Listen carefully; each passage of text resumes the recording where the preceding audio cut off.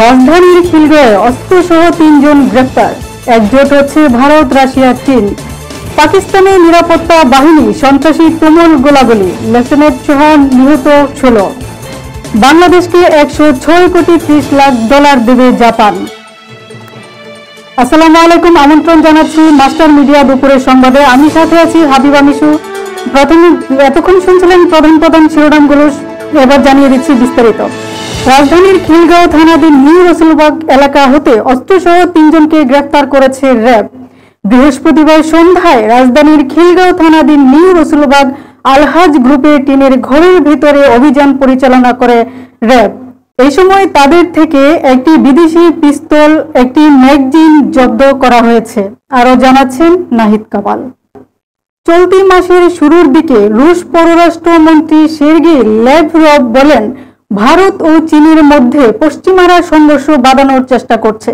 Lavrov দাবি করেন, ভারত চীনকে একে অপরের বিরুদ্ধে দাঁড় করানোর চেষ্টা করছে পশ্চিমা বিশ্ব।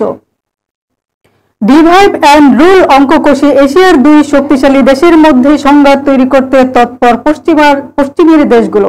আরো দেখুন ডেস্ক রিপোর্টে। আন্তর্জাতিক।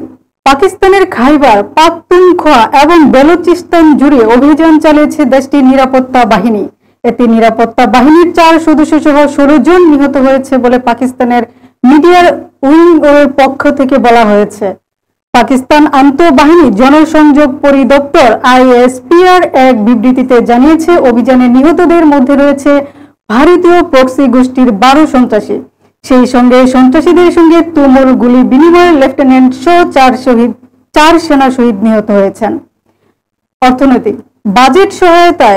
বাজেট সহায়তা, রেলপথ উন্নয়ন ও অনুদান হিসেবে বাংলাদেশকে ১০৬ কোটি ৩০ লাখ মার্কিন ডলার সহায়তা দেবে জাপান। আজ টোকিওতে জাপানের প্রধানমন্ত্রীর কার্যালয়ে প্রধান উপদেষ্টা ডক্টর মোহাম্মদ ইউনূস ও জাপানের প্রধানমন্ত্রী শিগেরু ইশিবার মধ্যকার দ্বিপক্ষীয় বৈঠক ও আর্থিক সহায়তা অনুমোদন দেয় দেশটি।